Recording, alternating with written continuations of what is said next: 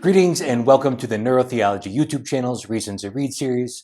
In this episode, I'll be talking about Norman Doidge's The Brain's Way of Healing.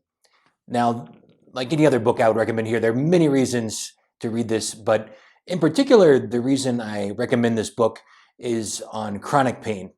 And Dr. Doidge, his book is largely on neuroplasticity and how we have the capacity to change, but especially in the area of chronic pain.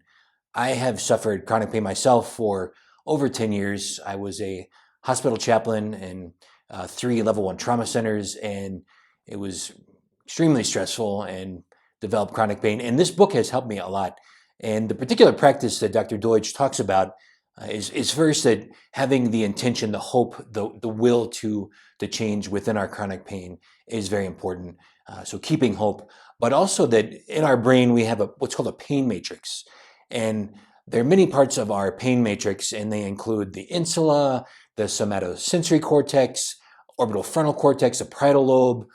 So quite a few areas of our brain are part of what's known as our pain matrix. And when we have pain, especially chronic pain, what our brain will do is it will incorporate different parts of our brain into paying attention and addressing that pain. So we have parts of our brain that help us visualize, especially if we visualize with our eyes closed. So we visualize with our mind's eye on something. What we can do is we can reincorporate some of those parts of our brain that in chronic pain get incorporated in that pain matrix.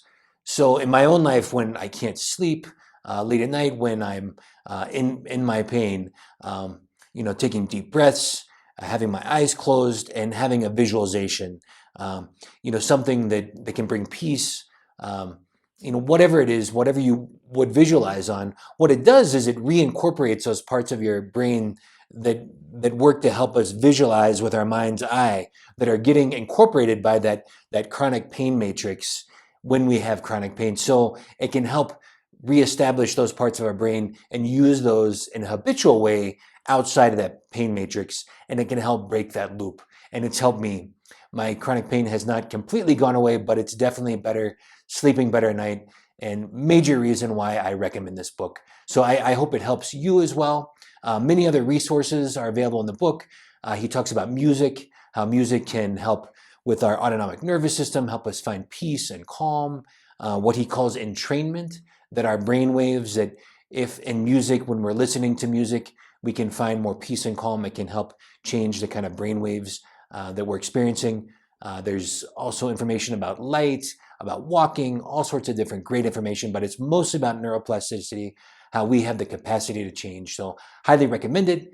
And also, if you have any interest in other resources, you can go to my website, christianneuroscience.com, which has Christian resources related to neuroscience.